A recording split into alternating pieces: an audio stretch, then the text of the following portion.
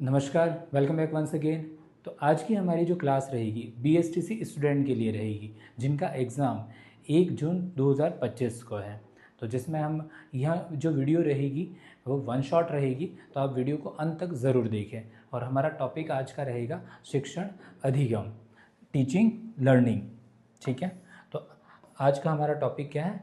Teaching learning. आज की जो वीडियो रहेगी इसमें हम क्या क्या चीज़ें कवर करने वाले हैं, सबसे पहले उसकी बात कर लेते हैं। तो जब हम इस क्लास को कंटिन्यू करेंगे तो हम इस वीडियो में हम देखेंगे शिक्षण क्या है, यह जो शिक्षण प्रक्रिया है वह किस प्रकार की है, टीचिंग कितने लेवल्स पे करवाई जाती है, मतलब शिक्षण कितने लेवल पर करवाया जाता है, और इसके फेजेज़ क्या होते हैं, कितने फेजेज़ में हम शिक्षण कर सकते हैं। तो ये सारी चीज़ें हम क्या करने वाले हैं, एक एक करके समझने वाले हैं। तो सबसे पहले हम समझते हैं शिक्षण, टीचिंग। सबसे पहले हम टीचिंग, शिक्षण क्या होता है। तो जैसा कि हमने बात किया, एक प्रक्रिया है, प्रोसेस है। तो प्रोसेस में क्या होता है कि जैसे कि कोई भी चीज़ है एक्सचेंज हो रही है, मतलब कुछ एक लेवल्स होंगे। मतलब प्रोसेस में हमेशा के वन स्टेप प्रोसेस नहीं होता, कुछ एक लेवल्स होती है जिसके द्वारा ही हम क्या कर सकते हैं कि उस गोल तक पहुंच सकते हैं। जैसे हमें कोई गोल भी अचीव करना होता है तो हम क्या कहते हैं कि सबसे पहले क्या है, हमें देखना पड़ेगा कि हमें चाहिए क्या, यानी कि विज़न, या जिसको आप कहते हो ड्रीम। ये आपने ड्रीम देखा तो अब आपको उसको क्या करना पड़ेगा, प्लान करना पड़ेगा। प्लान करोगे, एक्शन करोगे, फिर एग्जीक्यूट किया, देन आपको क्या मिला, गोल अचीव हुआ। तो ये सारे अलग अलग लेवल्स होते हैं, तो उसको हम कहते हैं प्रोसेस। वैसे ही शिक्षण एक प्रक्रिया है। तो जब ये प्रक्रिया की बात कर रहे हैं तो इस प्रक्रिया से हमें अल्टीमेट क्या मिलने वाला है, तो हम सबसे पहले कहते हैं कि जब शिक्षक और स्टूडेंट के बीच क्या हो रहा है, एक तरह का एक्सचेंज हो रहा है। किसका? या तो हम उससे बिहेवियर बिहेवियर व्यवहार, सेकंड नॉलेज ज्ञान, स्किल कौशल, या वैल्यूज़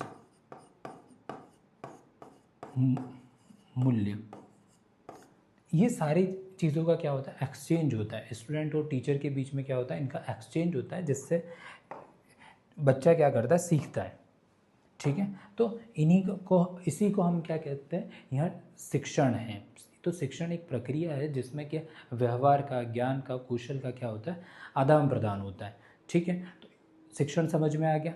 नेक्स्ट अब हम देखते हैं यह जो प्रक्रिया है वह किस प्रकार की है। तो जब हम प्रक्रिया की बात कर रहे हैं तो हम कह रहे हैं कि स्टार्टिंग में कुछ लोगों ने कहा यह द्विध्रुवीय प्रक्रिया है, किसी ये बाइपोलर, किसी प्रक्रिया बाइपोलर, और कुछ ने कहा ये ट्राइपोलर प्रक्रिया है, कुछ ने क्या कहा, ट्राइपोलर, बाइपोलर और ट्राइपोलर। हिंदी में इसको कहते हैं द्विध्रुवीय प्रक्रिया, और ये क्या है, त्रिध्रुवीय प्रक्रिया। त्रिध्रुवीय प्रक्रिया। ध्रुव मतलब एक तो टीचर और एक स्टूडेंट, शिक्षक और विद्यार्थी, इन दोनों पर ये क्या रहती है, निर्भर रहती है। तो एक वैज्ञानिक थे जिन्होंने क्या कहा, ये शिक्षक और विद्यार्थी के बीच की प्रक्रिया है, जिसमें शिक्षक ज्ञान का क्या करता है, आदान प्रदान करता है, और स्टूडेंट उसको क्या करता है, लर्न करता है। और दूसरे एक और वैज्ञानिक आए, जॉन डीवी, उन्होंने कहा ये त्रिध्रुवीय प्रक्रिया है। मतलब इस तरह की प्रक्रिया है जिसमें टीचर होगा, स्टूडेंट होगा, और साथ में करिकुलम भी होगा। करिकुलम मतलब पाठ्यक्रम, या आप कह सकते हो कि एक तरह का माहौल जहाँ पर बच्चा क्या कर सकता हो, सीख सकता हो। तो इस तरह की प्रक्रिया बताई। तो ये बेसिक चीज़ है। स्टार्टिंग में बात की गई कि द्विध्रुवीय प्रक्रिया है या त्रिध्रुवीय प्रक्रिया। इसके बाद हम जैसे इसको आगे कंटिन्यू करते हैं, जब हम शिक्षण की बात कर रहे हैं, किसकी बात कर रहे हैं, शिक्षण की बात कर रहे हैं, तो शिक्षण किसी को करवाया जा रहा है तो एक निश्चित उद्देश्य भी होगा, कोई गोल होगा। तो हमने कहा यह उद्देश्य पूर्ण प्रक्रिया है। तो उद्देश्यपूर्ण प्रक्रिया में मैंने कहा सबसे पहले हम क्या देख रहे हैं, स्टूडेंट और टीचर के बीच में एक्सचेंज हो रहा है, तो व्यवहार का भी एक्सचेंज हो रहा है, मतलब एक गोल अचीव हो रहा है कि जैसे बच्चा स्कूल आया तो वहाँ पर उठना बैठना बोलना इस तरह की गतिविधियाँ करता है, तो उसको एक प्रॉपर माहौल दिया जाता है, वहाँ पे ये चीज़ें सीखता है। इसके बाद वो पढ़ना सीखता है, उसको जिन चीज़ों की एक समाज में रहने की आवश्यकता थी वो वैल्यूज़ भी टीचर क्या करता है, प्रोवाइड करता है। तो ये सारे क्या हैं, गोल्स हैं। तो एक उद्देश्यपूर्ण प्रक्रिया है। तो उस उद्देश्यपूर्ण प्रक्रिया में क्या होता है कि पहले टीचर खुद सीखता है। तो जब टीचर खुद सीखता है तो कुछ फेजेस होते हैं, तभी वो क्या करता है, विद्यार्थी को सिखा सकता है। यानी कि कुछ ऐसे चरण होते हैं जिससे पहले टीचर खुद सीखेगा फिर विद्यार्थी को सिखाएगा, यानी कि सीखने और सिखाने की प्रक्रिया है। सीखने और सिखाने की प्रक्रिया है। सीखने और सिखाने की प्रक्रिया है। टीचिंग एंड लर्निंग, ये सीखना और सिखाना। तो हमने कहा तो इसमें जो सबसे पहला फेज़ होता है जिसको हम बोलते हैं प्री एक्टिव फेज़, क्या बोलते हैं, प्री एक्टिव। दूसरा होता है इंटरएक्टिव फेज़ और थर्ड होता है post active phase. Post active phase, इसको हम ऐसा भी कह सकते हैं, प्री एक्टिव को प्रिपरेशन फेज़ भी कह सकते हैं, तैयारी का प्रिपरेशन फेज़ इसको हम कह सकते हैं, जिसमें एग्जीक्यूट किया, जो चीज़ हमने सीखी वो क्या की, बच्चों को सिखाई, तो एग्जीक्यूट किया।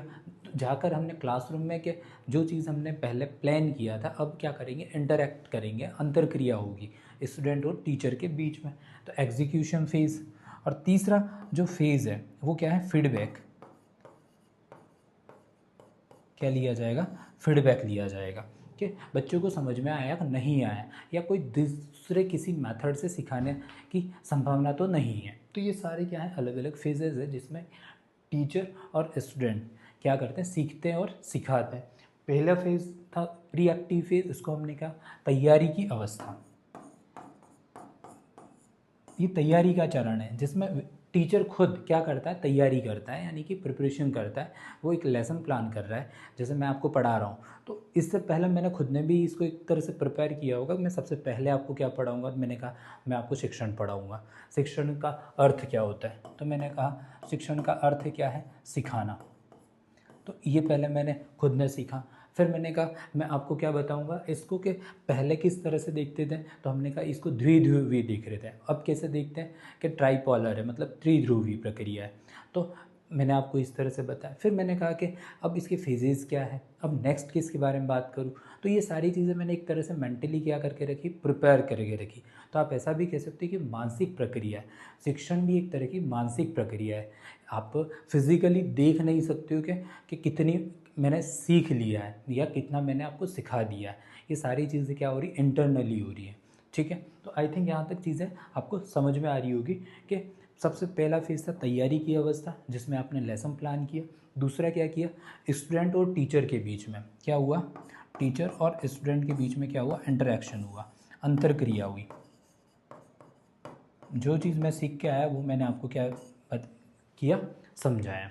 ठीक है, इसके बाद मैंने आपसे फीडबैक लिया कि बच्चों समझ में आया कि नहीं है, आंसर इन क्वेश्चंस, मतलब आपने मुझे आंसर दिए,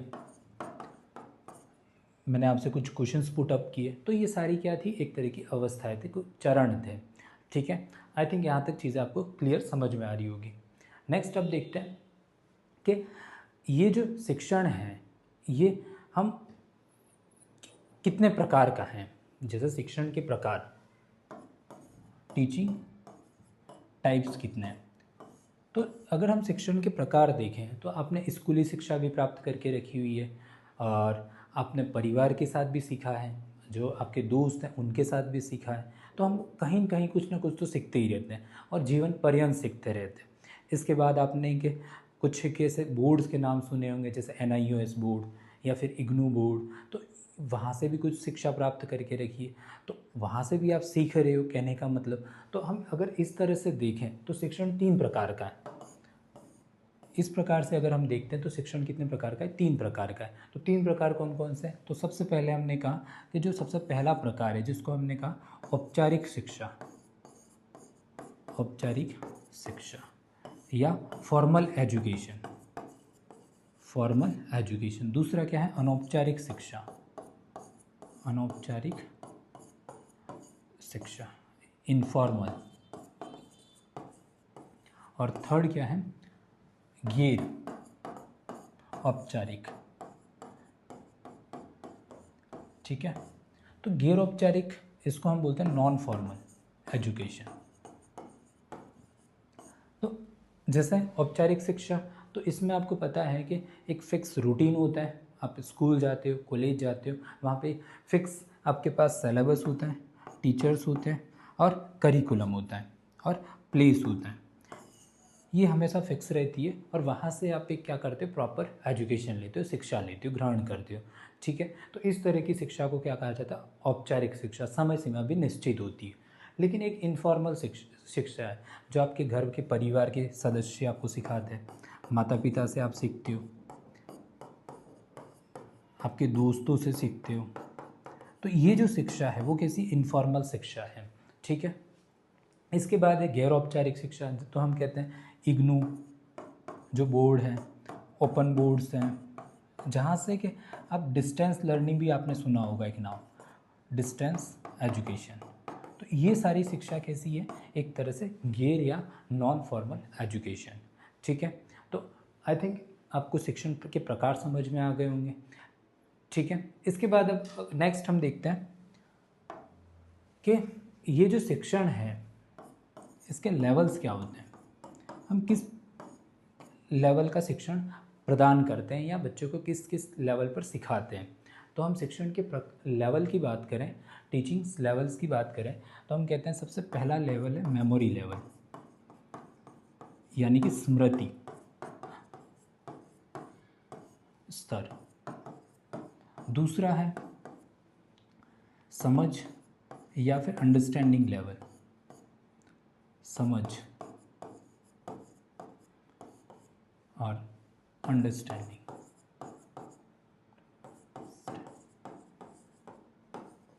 और थर्ड है रिफ्लेक्टिव लेवल, रिफ्लेक्टिव लेवल या आप कह सकते हो चिंतन। ठीक है, तो आपने देखा होगा जब स्कूली आप शिक्षा प्राप्त करते हो, छोटे बच्चे को जब सिखाते हो तो उसको रटना सिखाया जाता है, for apple, B for boy, इसको पेन कहते हैं, इसको ये कहते हैं। तो बच्चा क्या करता है कि एज इट इज़ उसको ग्रैब कर लेता है, तो वो क्या है एक तरह उसकी मेमोरी में फिक्स की जाती है। तो आपने उसको क्या किया? स्मृति या मेमोरी लेवल पे सिखाया। लेकिन जैसे जैसे वो 9th 10th 11th 12th पे आता है तो उसको आपके चीज़ों को समझाना शुरू करते हो और वो समझता है चीज़ों को, थोड़ा सा डीपली सोचता है कि यार इसका मीनिंग क्या है, इसको और किस तरीके से देखा जा सकता है। तो क्या है, समझ लेवल उसकी विकसित होती है और थोड़ा सा और बड़ा होने लगता है तो वो उसके बारे में और डीपली एनालाइज करना, ऑब्जर्वेशन करना शुरू करता है। तो और फिर उसको क्या प्रैक्टिकल लाइफ की ओर कनेक्ट करना शुरू करता है कि इसका डेली लाइफ में क्या यूजेस वगैरह है। तो वो क्या है एक तरह का चिंतन स्तरीय एजुकेशन है।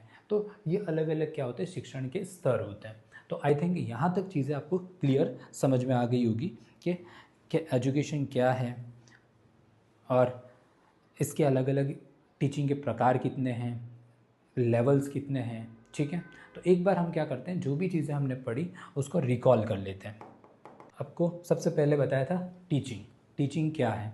तो टीचिंग क्या है? एक मानसिक प्रक्रिया, जैसे मैंने यहाँ पे लिखा हुआ है कि शिक्षण एक योजना आधारित प्रक्रिया है। आप प्लानिंग करते हो, इसके बाद शिक्षक छात्रों को क्या करता है, ज्ञान, कौशल, मूल्य और उसका जो दृष्टिकोण है वो किस तरीके से देखता है, तो उन सबको क्या करता है, सिखाता है। तो वो क्या है, शिक्षण है, ताकि वो जीवन में क्या कर सके, सफलता अर्जित कर सके, प्राप्त कर सके। ठीक है, इसके बाद शिक्षण वह प्रक्रिया है जो छात्रों को अधिगम हेतु प्रेरित करती है। जैसे मैं आपको पढ़ा रहा हूँ तो आपको अगर समझ में आ रहा है, आपको कुछ सही चीज़ गाइड की जा रही है, तो आप क्या करोगे, सीखने के लिए एक तरह से प्रेरित होंगे, इंस्पायर होंगे। ठीक है, तो यह क्या है, शिक्षण एक अधिगम को प्रेरित करने वाली क्या है, प्रक्रिया है। नेक्स्ट, शिक्षण के उद्देश्य क्या होते हैं? क्या ऐसे मोटिव्स होते हैं जिसकी वजह से शिक्षण कराया जाता है। तो छात्रों में ज्ञान और समझ विकसित करना, पहला तो उनको नॉलेज दिया जाता है और उनमें वो समझ विकसित की जाती है कि आप समाज में रह रहे हो। जब समाज में रह रहे हो तो वहाँ पे किन किन नियम हैं, कौन कौन से वैल्यूज़ हैं जिनको हमें क्या करना है, फॉलो करने हैं। तो उनको क्या किया जाता है कि वो सिखाया जाता है। तो शिक्षण इसके लिए भी ज़रूरी है, सोचने समझने की क्षमता को विकसित, सही गलत को सोच सके, समझ सके। देन नैतिक मूल्य और संस्कारों का निर्माण हो सके, क्योंकि हम ह्यूमन बींग्स हैं तो हमारे पास कुछ ऐसे एथिकल वैल्यूज़ होने चाहिए, ऐसे कुछ संस्कार होने चाहिए। देन समस्या को हल करने की क्षमता, कि हमारी डेली लाइफ में ऐसी बहुत सारी समस्या होती है तो उनको हल करने की हमारे पास कैपेबिलिटी आ सके, क्षमता आ सके। तो इसके लिए भी क्या ज़रूरी है, शिक्षण ज़रूरी है। समाज के लिए सक्षम नागरिक तैयार करना, तो अगर किसी को शिक्षण करवाया जा रहा है, समाज में शिक्षण प्रोवाइड करवाया जा रहा है, तो उससे क्या होगा, उसका पारिवारिक लेवल अच्छा होगा, पारिवारिक के बाद समाज का स्तर अच्छा होगा, स्टेट और कंट्री। तो मतलब हम एक तरह से शिक्षण दे के कि हमारे देश में एक अच्छे नागरिक एक तरह से बना सकते हैं या क्रिएट कर सकते हैं। इसलिए शिक्षण ज़रूरी है। शिक्षित व्यक्ति समाज का ही निर्माण करता है। ठीक है, इसके बाद मैंने आपको बताया शिक्षण के प्रकार कौन कौन से हैं। तो औपचारिक शिक्षण, जिसको फॉर्मल टीचिंग, तो अभी मैंने आपको बताया जो स्कूली शिक्षा हम प्राप्त कर रहे हैं, कॉलेज से जो शिक्षा प्राप्त कर रहे हैं वो कौन सी शिक्षा है, फॉर्मल एजुकेशन है। देन मैंने कहा औपचारिक शिक्षा, तो इनफॉर्मल जो हम परिवार के साथ, दोस्तों के साथ, इनके साथ सीखते हैं वो क्या है, एक तरह की इनफॉर्मल।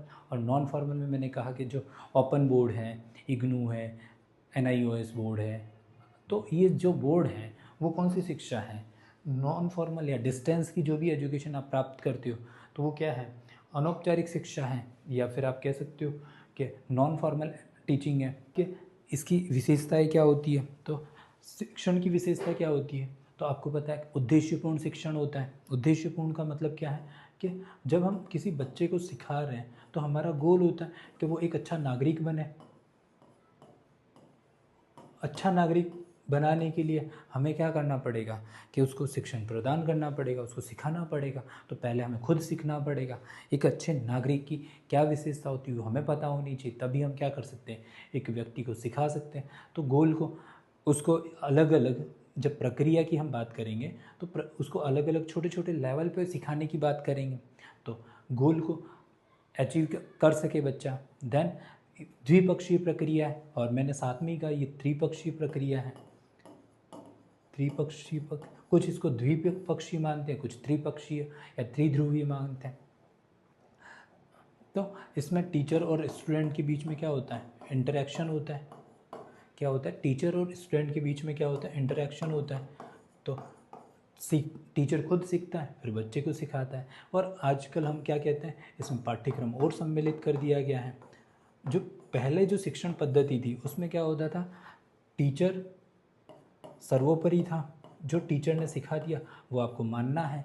लेकिन आजकल जो शिक्षा पद्धति है वो कैसी है, बाल केंद्रित है। कैसी है, बाल केंद्रित। ठीक है, सामाजिक प्रक्रिया, क्योंकि इंसान कैसा प्राणी है, एक सामाजिक प्राणी है। तो समाज में रहने के लिए जो भी नियम कानून वगैरह होंगे, जो भी संस्कार होंगे वो सारे हमें क्या करने पड़ेंगे, सीखने पड़ेंगे। देन एक अनुशासित प्रक्रिया, डिसिप्लिन प्रोसेस है कि आप डिसिप्लिन से इन चीज़ों को सीख सकते हो। देन सतत प्रक्रिया, जीवन पर्यंत आप सीखते रहते हो। ठीक है, तो आई थिंक आपको समझ में आ गया होगा शिक्षण क्या है। तो आप चैनल को सब्सक्राइब करें। Thank you for watching.